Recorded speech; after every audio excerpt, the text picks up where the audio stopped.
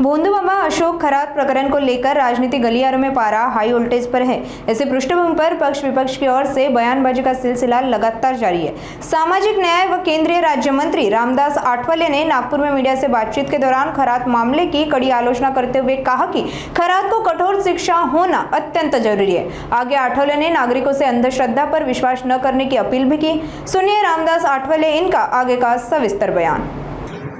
आता एक तर सामाजिक न्याय खात्याचा मंत्री म्हणून कार्यकर्ता म्हणून माझं मत हेच आहे की हा प्रकार अत्यंत गंभीर आहे आणि तो खरात जो आहे तो खरा ज्या घरात गेलेला आहे त्या खरातला कडक शिक्षा होणं अत्यंत आवश्यक आहे। आणि मला वाटतं की जी अंधश्रद्धा आहे त्या अंधश्रद्धेवर लोकांनी जास्त विश्वास ठेवू नये। अंधश्रद्धा जी आहे हा एक नंबरचा भोंदू बाबा होता आणि त्याने अनेक महिलांना फसवल्याच्या तक्रारी आहेत। त्यामुळं या अशोक खरातला कठोर शिक्षा झाली पाहिजे असे आदेश मुख्यमंत्र्यांनी दिलेले आहेत। आपल्या चाकणकर ज्या होत्या महिला आयोगाच्या अध्यक्ष त्यांनी राजीनामा दिलेला आहे।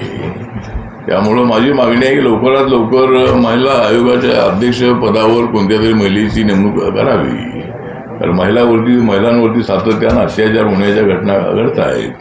त्यामुळं पण अशोक खरात यांची भूमिका आहे ती अत्यंत चुकीची भूमिका आहे आणि लोकांनी आपल्या गोरगरीब लोकांनी अंधश्रद्धेवर विश्वास ठेवू नये असं माझं मत आहे।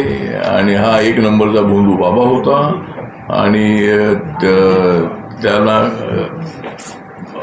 मोठी शिक्षा झाली पाहिजे अशी आपली मागणी आहे।